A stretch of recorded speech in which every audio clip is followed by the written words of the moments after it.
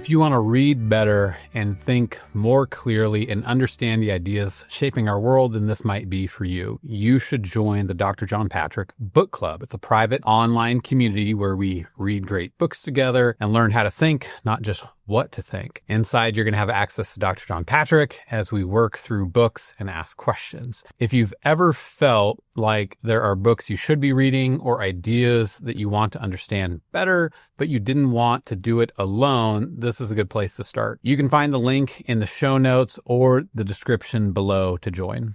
Hello, everyone. This is John Patrick in a very cold, well, not so cold today as it was a few days ago, but certainly having real winter up here. At one point, we had 4 vehicles that would not start. Now we've got one of them starting, well, 2 of them starting. So it's warming up. It's, what is it at the moment? Minus 12 centigrade, roughly 0 Fahrenheit for those of you living in the antique system. But it's been an interesting week apart from that. Even that sort of, I don't know, gives you some interest to work out what's going wrong. Of course, all about temperature. Once it warms up, all is well again. But what I want to talk to you about this week is, like many weeks, probably going to be a little confused because it's what I'm trying to work out myself. But this last weekend, I took part in a conference it wasn't Zoom, it was the Microsoft version of Zoom, but essentially the same sort of thing, on ethics as they impinge on catastrophe. What you do, what is the physician's job. It was an interesting experience for me. What surprised me most, and actually I didn't do a very good job, I don't think, because I was a bit back on my heels, because it became quite clear that for some of the people present, working out the limits of your responsibility was very important. What you didn't have to do by law. But there was no discussion of history, which in an ethical context is extraordinary, really. But it's where we've got to. Where is the wisdom we've lost in knowledge? Where is the knowledge we've lost in information? What was transmitted at the conference was a lot of information, much of it very useful. Knowledge, yes, the people delivering were knowledgeable at that level, but any discussion of the human condition in relation to catastrophe was missing. That I tried, but I mean, I was discombobulated. I haven't dared to go and listen to what I said. It wasn't incoherent, I don't think, but it certainly wasn't as fluent as it should be. I didn't even use the obvious analogies, because we should do this these days. We're still all allowed to use our personal experience, and that's sacrosanct. It cannot be attacked. What I should have done and didn't is ask what people would have done had they been confronted, as I was many years ago now, with walking into the receiving room in the infectious diseases program at St. George's Hospital, Tooting in the 60s, and looking at a child who'd been sent in, and a child from Kashmir who'd only been in England a couple of weeks, and she had smallpox. Unfortunately, every 3 weeks or so, I had to teach another group of students how to distinguish between smallpox and chickenpox. Once you approach it in disciplined fashion, it's an easy diagnosis, but of course most people wouldn't think about it because it was a disease that had disappeared in the Western world. That it was in fact the last case of spontaneous smallpox in the Western world. There were, I think, a couple of laboratory escapes later on, but essentially that was the last case. Now, I don't remember any sense of fear. I knew how dangerous this disease was. I did think, I'm not sure if my vaccinations are up to date, but that wasn't the issue. The issue was, okay, let's make sure I'm right. and set the whole process going, which was an amazing piece of public health that the switch had not been thrown in 10, 20 years. But at 8 o'clock that evening, the switch was thrown. And by 6 in the morning, the public health system had worked perfectly. Everybody who'd been in contact with that child since she became infectious, and we could work out when that was, she got smallpox on her last day in Kashmir, very unfortunate, and she survived. We activated the process, and it was amazing to watch. Everything was ready. Things that hadn't been used for 10 years were working by shortly after midnight. And by 9 o'clock the next morning, everybody who'd contacted that child during the period when she was infectious had been contacted and had been immunized. And there were no secondary cases and no publicity. But the issue was, why wasn't I afraid? What was going on? Now, of course, it was the history of medicine, and many of the people who taught me had worked in medicine when there was no antibiotics before the Second World War. So many of my teachers had learnt medicine in a context where serious infections were serious for them as well. One guy who taught me could remember several of his colleagues. He did infectious diseases who had died in the pursuit of the treatment that they were trying to do.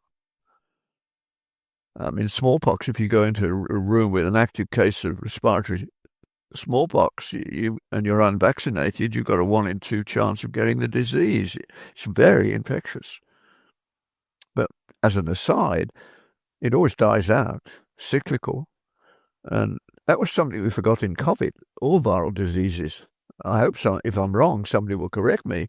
But they wane and then they come back again. Where do they go in the interval? What's this process all about? COVID was different because it wasn't a spontaneous disease. It was a laboratory escape. And it was designed to be more infectious earlier than anything we'd had before, and indeed it was.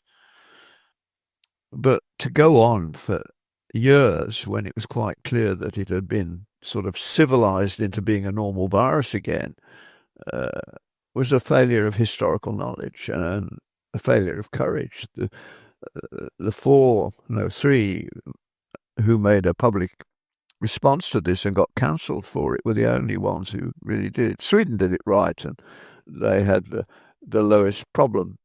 What do I mean by problem? I mean the lowest level of disruption of children's education, low levels of community infection, and not excess death rates among young men. So they did it right. But the essential point is that medicine enculturated you into a place where you accepted your responsibilities without them being discussed. We had no ethics lectures. There was a little bit of the history of medicine. I mean, Jenner's cowhide hung in a glass case in the library, actually, from where he got his first cowpox vaccine. Hence vaccination, vacca being the Latin word for cow. So that history was all around us, and we didn't think about it. This is tacit knowledge, something I talk about all the while. The tacit knowledge in medicine was that you knew what you ought to do.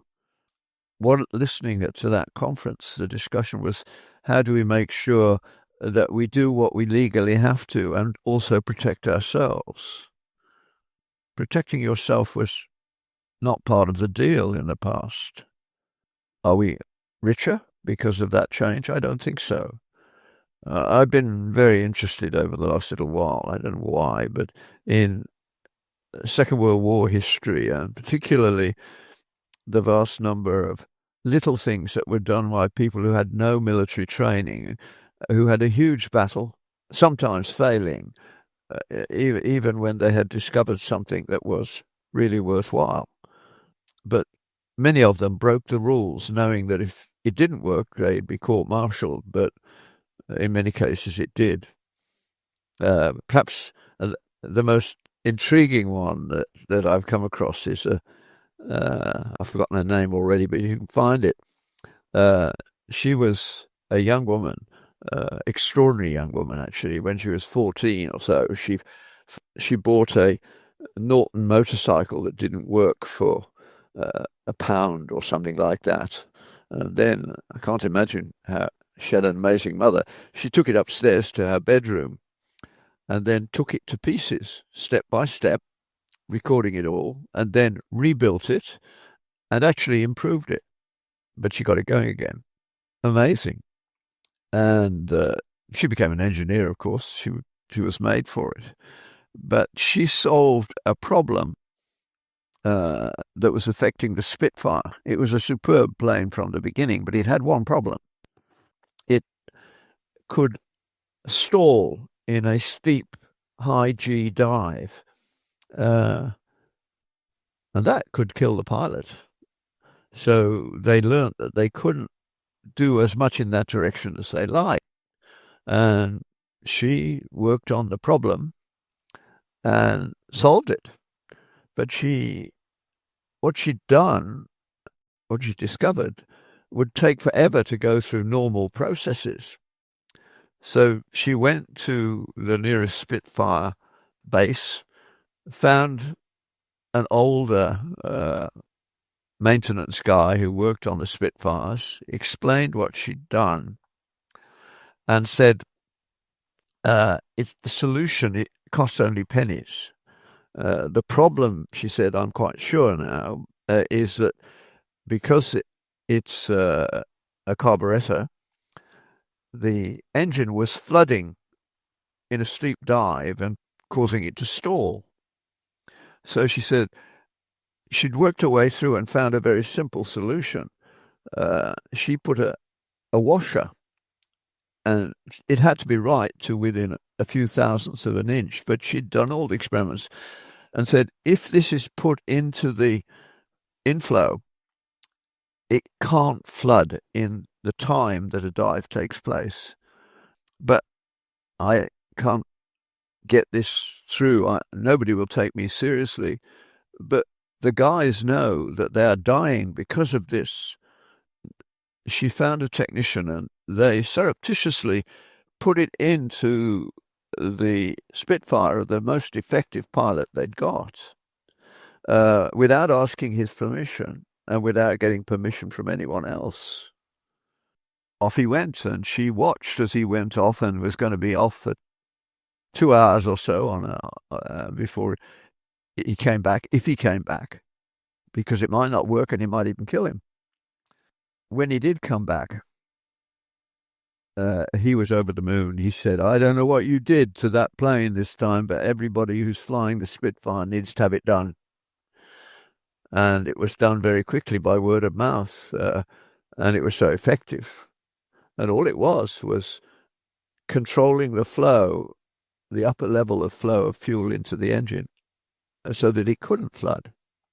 Now, the Germans didn't have that problem because they had fuel injection, which Spitfire got a little later. But that change made the Spitfire impossible for the Messerschmitt to handle. It changed the course of the war. She did what she thought was right within a context of history. She wasn't like so many people today who are constantly looking over their shoulders and saying, this is going to get me into trouble, etc., etc. We've got a diminished system, and in particular, it doesn't have any wisdom left. It doesn't use the word. The word wisdom didn't occur at that conference till I spoke. Ethics lectures don't make you ethical. They might turn you into an amateur ethicist. But you all know, who are listening to this podcast, if you sit down and write down the list of names of people whose behavior you could really trust, who were the most trustworthy people that you met in your life, it won't bear any relationship to level of education. In fact, it probably has an inverse relationship to that. Certainly up until the relatively recent past, the one thing that university education, particularly scientific education, was going to do was to sideline faith as a purely personal thing. Do it if you like, but you don't have any right to say otherwise. Not even recognizing that in doing science in the way that we were taught to do it, we were assuming that there was no God without any proof. And of course, that has now broken down in all sorts of ways, which I may end up talking about in this talk. But since I don't know where this talk is going to go, as usual, we'll see what happens. Those stories of character formed beforehand crop up again and again in the early part of the war. I mean, what ordinary people did was extraordinary. I don't think we have the character they had then. Obviously, I didn't know the war as such. I was born in February 1940, so that's nearly 86 years ago. Well, it is 86 years ago. It's just my birthday's a bit later in February.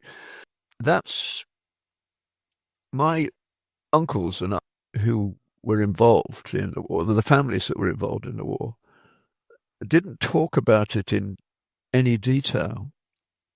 But the one thing they did talk about was how good it was for them in terms of having a real sense of purpose and meaning in everything they did. It was a good time, they said.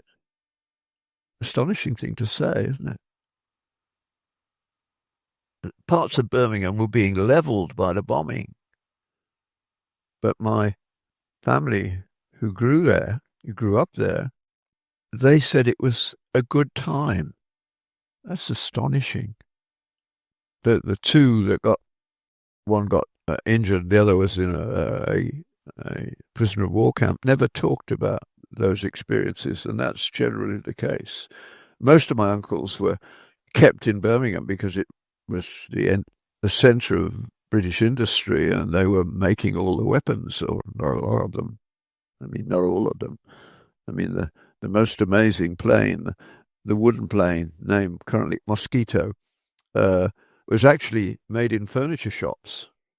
There's another lovely story. If you haven't heard it, go find it and watch it, those of you who are interested in such things. But it was a wooden plane, and it had no armaments. It dropped bombs, and it was used for reconnaissance. Why? What was its strength? It was faster than anything else. It didn't need guns to defend itself because it was in, did its job, and out. Once it was out, they couldn't catch it. But it was made across the country by carpenters who had no work to do. When the war came along, people were not buying furniture, but their shops were turned into places where a wooden plane, and indeed also the Spitfire was made in small places. Parts of it were made by people who were not trained in military work. And the whole ethos of the society was focused on meaning. Now, of course, we have huge problem with the young people, and again and again and again, what they're saying is, there's no meaning to my life. There's no real purpose.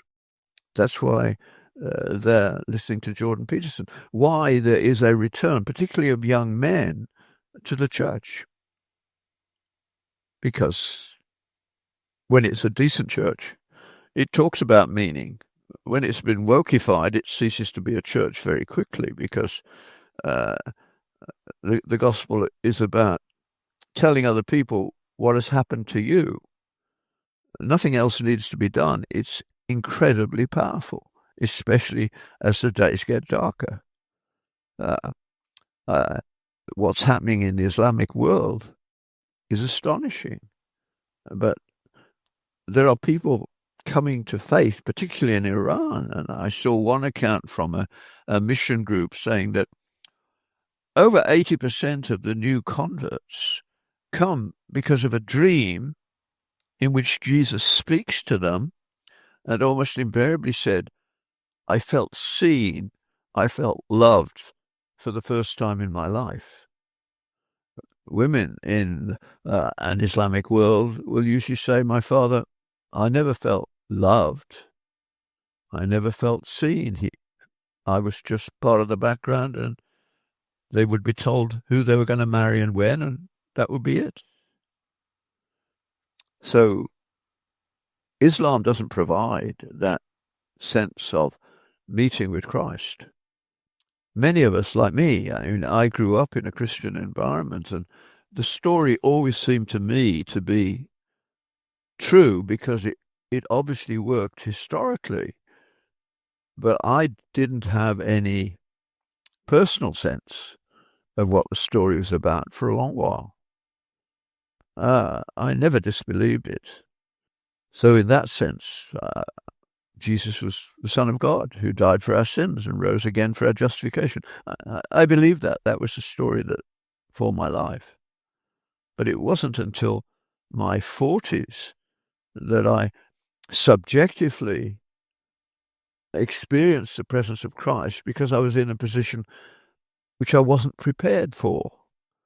And it was the best summer of my life, teaching in the refugee camps following the Rwanda War, the point in which I realized that God had given me a gift, now waning, of being able to communicate.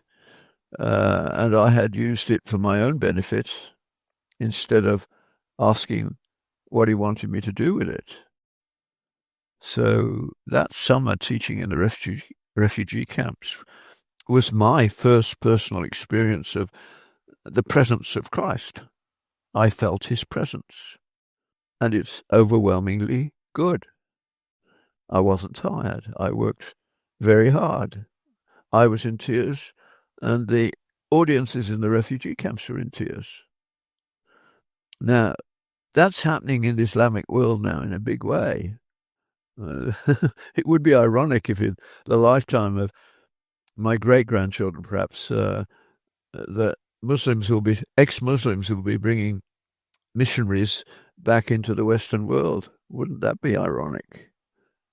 I mean, Nigeria has one of the biggest populations of Anglicans. It also has a lot of problem with Muslim terror from the Fulani end of the spectrum. But the two are going on hand in hand at the moment. And the Sermon on the Mount, when a Muslim reads it and hears, love your enemies, do good to those that persecute you, pray for those who hate you, they've never heard anything like that in their lives before. It stops them in their tracks, and they say it's utterly unreasonable, and then they find it actually works. Our young people don't even know the stories that they should know about the 18th century revival, for instance, and how that came about. It ought to be common knowledge, but it's not. Now, I wasn't going to say any of those things, but there you go. What I'd written down to start with after the cold vehicles was really wanting to talk much more about ethics in medicine. The easiest way to start for me these days, if I'm talking to medical students, is that, well, let me just introduce you to my favorite description of what it means to be a doctor. It's by W.H. Auden, who had his problems, but he believed that, especially towards the end of his life. And he wrote about a physician, give me a doctor partridge plump, short in the leg and broad in the rump, an endomorph with gentle hands who will not make absurd demands that I abandon all my vices, nor pull long faces in a crisis, but with a twinkle in his eye will tell me that I have to die. I'm sure that doesn't occur in any introduction to medicine talk these days. This is so far from the woke-dominated approach to life that is going on at the moment. This is the famous picture of the family doctor praying beside the bed of a dying child because he could be there, but he couldn't do otherwise, and he was appreciated for the fact that he was there. Medicine had a position in society from the time of the Greeks, well, from before the Greeks, but we had no effective treatment until the 1860s. Read all about it in Wotton's book, Bad Medicine. Well worth reading, well written, fascinating. But it wasn't until the 1860s that going to the doctor correlated with living longer. So what on earth was going on? Why did medicine have a space in that world, in our world, for all those centuries with no effective treatment? Well, you can take it back to the Hippocratic physicians. You could take it before that, but they sort of set it up on the little island of Kos. Now, if you actually are interested in sick people and you talk to them, you will recognize diseases in due course. They will become part of your inner knowledge, not information that you memorize and dump, but cases that sit in your memory as starting points for this looks like X or Y. So anybody who saw a lot of patients knew when there was an epidemic going on and how long it was lasting and what the symptoms were. They would pretend they knew how to treat it, but I mean, you're on a winner, aren't you, when you know that a disease has a finite life. You could give them tincture of rhubarb and with the appropriate strokes it would work. That's pure placebo therapy, but it's not wrong, except as they believed it too, probably, but they hadn't yet developed the critical structures to sort it out any further than that. So what patients went to see the doctor for was to find out, is this serious or is it not? It's prognosis, prediction of what they had to deal with that mattered. Because uncertainty really gets to us, doesn't it? Even waiting for the exam results is a terrible time. When you get the result, you suck it up and get on with it if you're sensible. That if it's a bad result, if it's a good result, fine.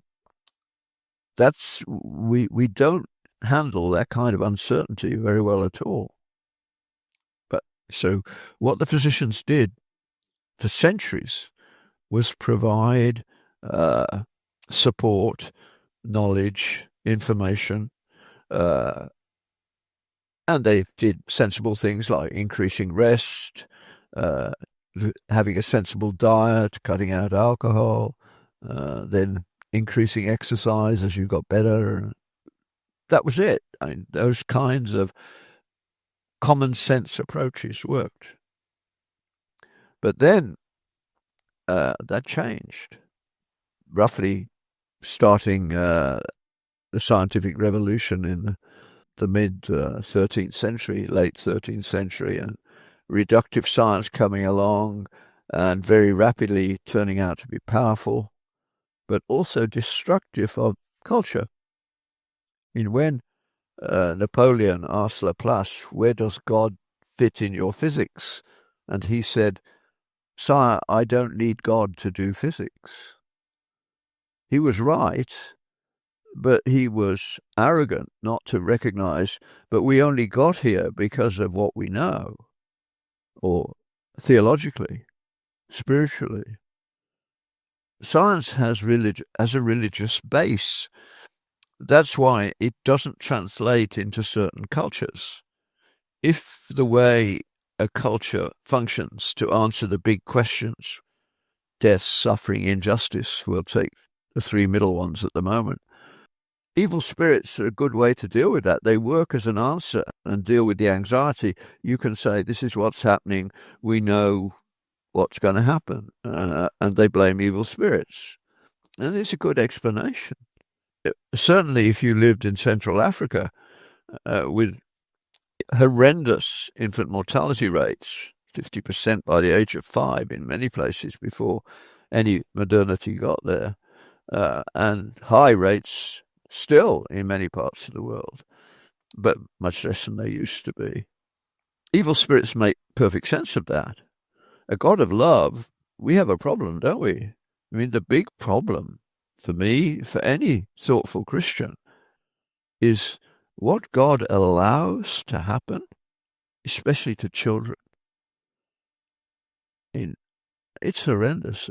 The brothers Karamazov and Ivan attacking Alyosha, that whole chapter of the book in which he paints the most gruesome picture of the cruelties of the world, especially towards children. And he says, if that's what God does, I respectfully return my ticket. I don't want anything to do with him. And don't we all feel the same way? What do you say in the face of horrendous suffering? Don't pretend it's easy. It isn't. But in a strange, inverted sense, the Christian story is the only possible explanation that I'm aware of anyway, of some of the horrendous inborn errors of metabolism that we have. Only if in the bigger picture this will all make sense, can we have an answer of any sort. I don't think any other sort of answer is alive. And of course, Ivan in the Brothers Karamazov said, I don't accept that. That's not good enough. Anybody who could do that to a child, I don't want anything to do with them. That's understandable. We do horrendous things to children, and education doesn't make any difference. Very well-educated people can also do horrendous things to their own children, just as much as the poor. And the drug addict and the alcoholic was at least often has the excuse that they were not in control of themselves at the time. Human nature. But of course, the modern woke world is in denial of human nature. And that's where we have to start our discussion with the people around us. My favorite way is to say, imagine I could put a bubble over your head like a cartoon character, and all your thoughts are going to be on display to everybody for the next 3 weeks. What are you going to do? Now, there's nobody out there. I couldn't. You couldn't. Nobody can live with their real thoughts on display. But that's human nature. That is who we are. We're fallen creatures. The evidence is overwhelming. And when you deny it, of course, you rapidly run into trouble. And you also start seeing only the things that support your point of view. AI, for instance, is claiming now that it can learn languages, which Chomsky said was not something that could be done by machines, and he's backing down now. A very good article in recent First Things on the return of Skinner, who was the behaviorist. I was taught behaviorism in my first weeks at university, and for a while I accepted it. It was a long while before I could see what someone else, I can't remember who, first made me see that this is not the best way to approach it. It doesn't fit in with what it means to be a human being. Wendell Berry's Fidelity novel has that issue central to it in many ways.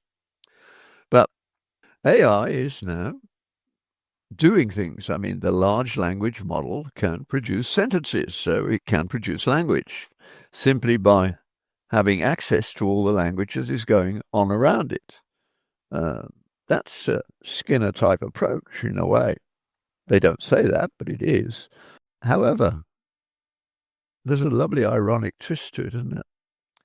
AI is incredibly demanding of computer energy. Incredible is hardly a big enough word. They build the quantum computing places near to their own hydroelectric source or a huge oil source or whatever. It is immense amounts of energy to produce the sentences you now see. And I mean, you can pick them up, can't you? That this is AI. They only have a limited number of metaphors, and they certainly can't use them in unusual ways so far. It's a very wooden language, shall we say. Children, however, that's very expensive, but children, they learn a language, 2 or 3 languages if they happen to be in that kind of environment, before the age of 5, very cheaply, and they do it in a socially sensitive way without knowing about it. They pick up the nuances of their local environment. I mean, in Britain, up until relatively recently, a good philologist could place you, after listening to a few sentences, within 25 miles of your actual birthplace. It's astonishing. We pick up local nuances. Children pick them up without any sophistication at all, whereas a vastly expensive AI produces a wooden version with no real nuance and utterly unsuitable.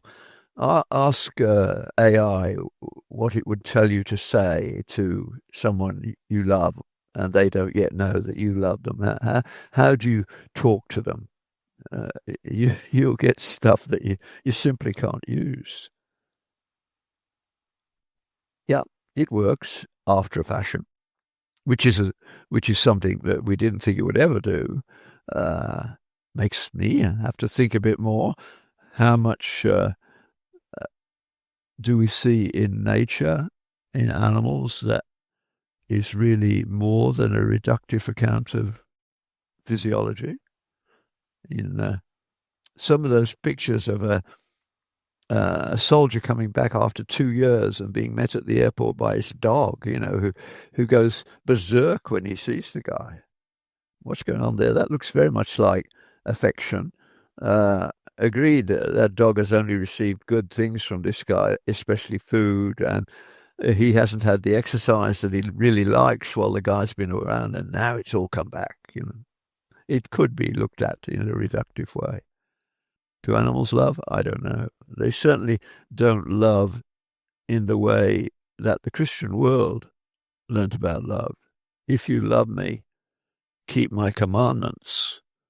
That's a very different approach. And the obsession with subjectivity and the insistence that there's no objective moral truth out there, that's very, very dangerous.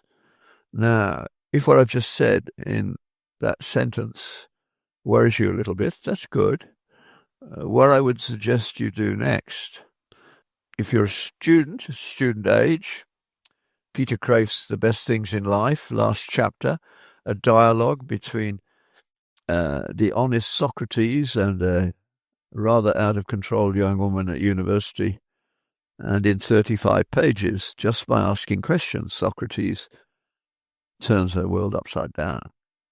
If you're a bit further on in life than that, probably the more amusing one, again, Peter Craif, and again in dialogue, is a refutation of moral relativism, published by Ignatius. The other one was published by IVP.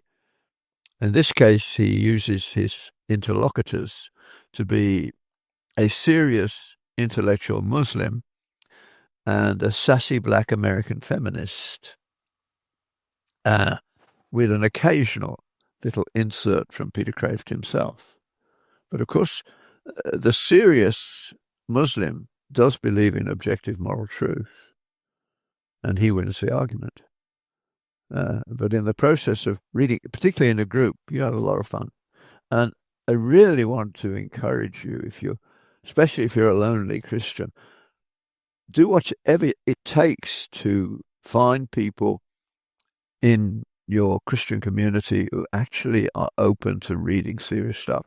The easiest way to do it is to ask your pastor or priest, can I put a little note in the bulletin and see whether anyone is a taker, and take something that has really helped you,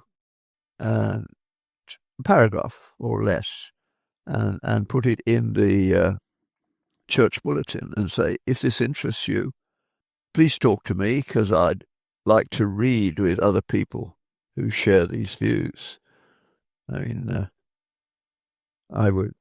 There are many such paragraphs that I could think of, but the end of the abolition of man, the end of the first chapter of the abolition of man, for the wise men of old, the cardinal problem of human life is how to conform your soul to objective reality, and the solution was wisdom, self-discipline, and virtue.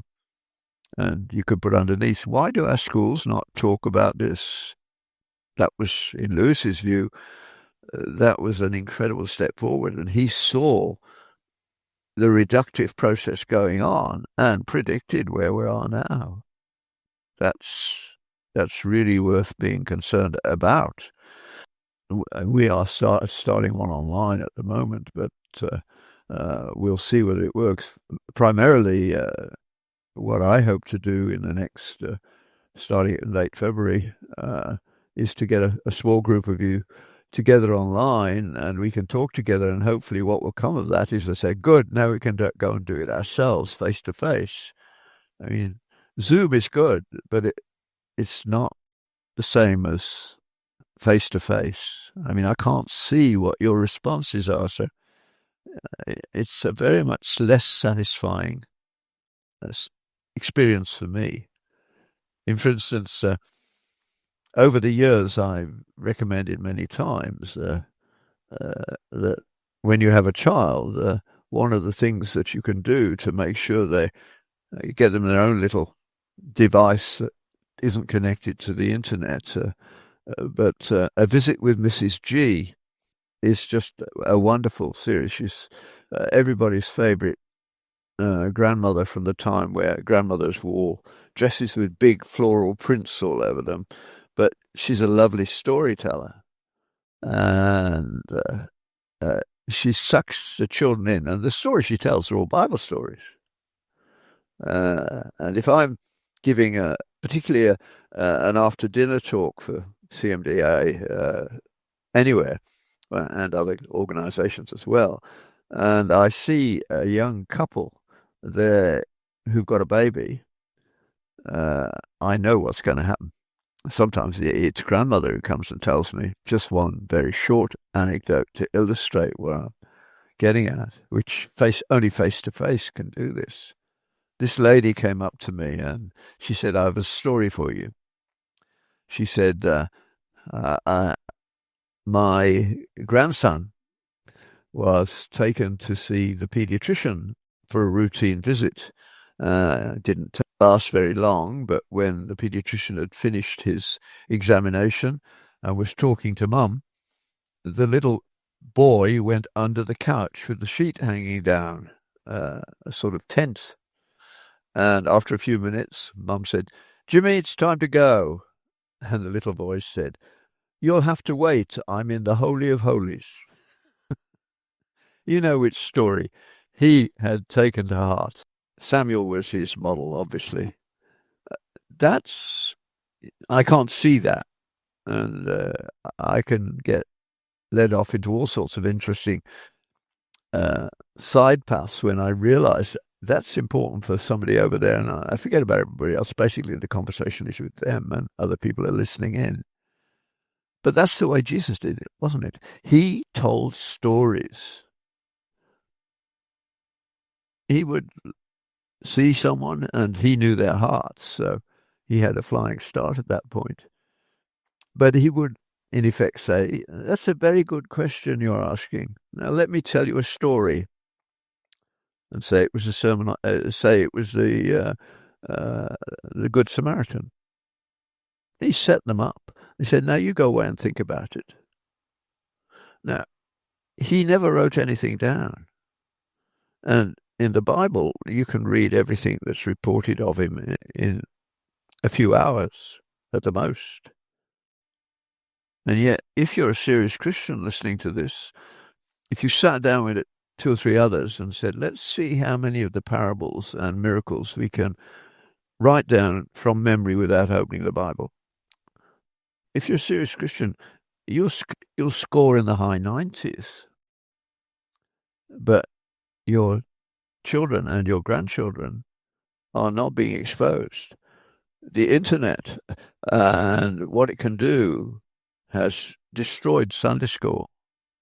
I mean, kids went to Sunday school, let's be honest about it, certainly in working class Birmingham when I grew up. The neighbours around where we lived were very happy that my mother ran a Sunday school on Sunday afternoon, because they could put their feet up, they could do whatever they wanted to do for an hour and a half or so. And they were very grateful for that. But it meant that all those children heard many of the stories of the Bible, because my mother intuitively knew the way to deal with children is to tell them stories. Read stories to them. I mean, I wish I'd had a film camera, many times when my grandchildren were growing up and they visited.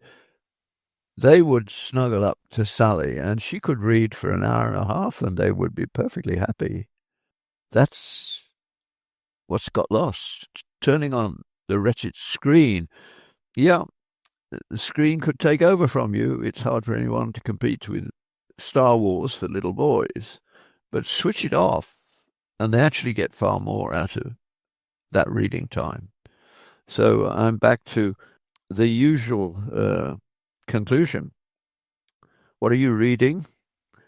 We've got to do something about this disaster where we're down to one serious book a year for North Americans.